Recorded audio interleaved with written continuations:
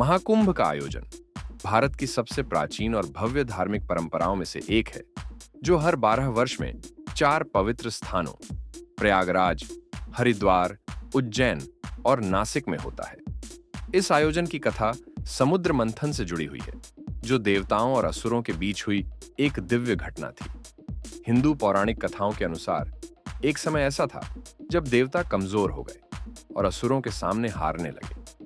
देवताओं की यह स्थिति देखकर भगवान विष्णु ने उन्हें समुद्र मंथन करने का सुझाव दिया।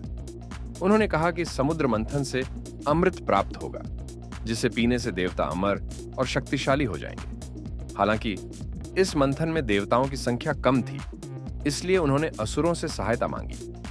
असुर इस शर्त पर सहमत हुए कि अमृत का आधा भाग उन्हें मिलेगा। समुद्र मंथन शुरू हुआ।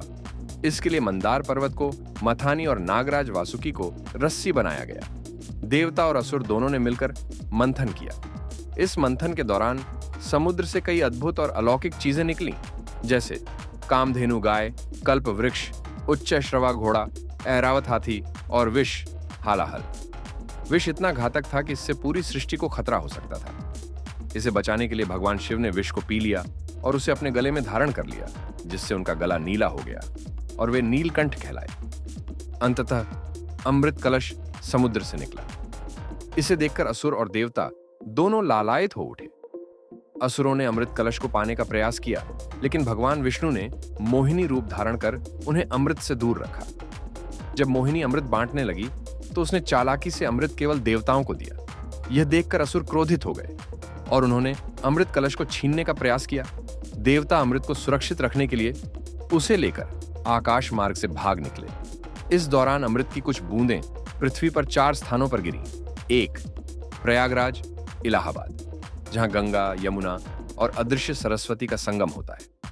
2 हरिद्वार, गंगा नदी के तट पर। तो उज्जैन, क्षिप्रा नदी के तट पर। 4 नासिक, गोदावरी नदी के तट पर।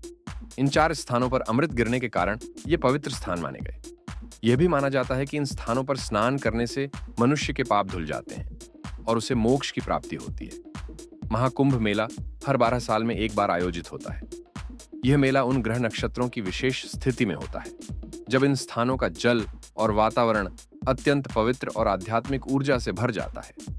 लाखों श्रद्धालु गंगा, यमुना, सरस्वती, गोदावरी या क्षिप्रा में स्नान करने के लिए यहां आते हैं। कुंभ मेले में नागा साधुओं का प्रमुख योगदान होता है। ये साधु पर्व के पहले दिन शाही स्नान करते हैं। शाही स्नान कुंभ मेला का सबसे महत्वपूर्ण और भव्य आयोजन होता है। नागा साधु अपने अखाड़ों के साथ उत्साहपूर्वक स्नान के लिए जाते हैं। उनके साथ अन्य साधु संत, योगी और श्रद्धालु भी शामिल होते हैं। इसके अतिरिक्त मेले में आध्यात्मिक प्रवचन, भजन कीर्तन, यज्ञ और अन्य धार्मिक अनुष्ठान होते हैं। श्रद्धालु यहाँ साधु संतों से आशीर्वाद प्राप्त करते हैं और जीवन के गूढ़ रहस्यों को समझने का प्रयास करते हैं। महाकुंभ न केवल एक धार्मिक आयोजन है, बल्कि यह भारतीय संस्कृति, एकता और आस्था का भव्य प्रतीक भी है। इस मेले में भाग लेने वाले लोग इसे जीवन का सबसे शुभ और पवित्र अनुभव मानते हैं। कहा जाता है कि महाकुंभ के दौरान गंगा और अन्य पवित्र नदियों में स्नान करने से आत्मा शुद्ध हो जाती है और जीवन के सारे पाप समाप्त हो जाते हैं। महाकुंभ का आयोजन हर बार बड़ी धूमधाम और श्रद्धा के साथ किया जाता है।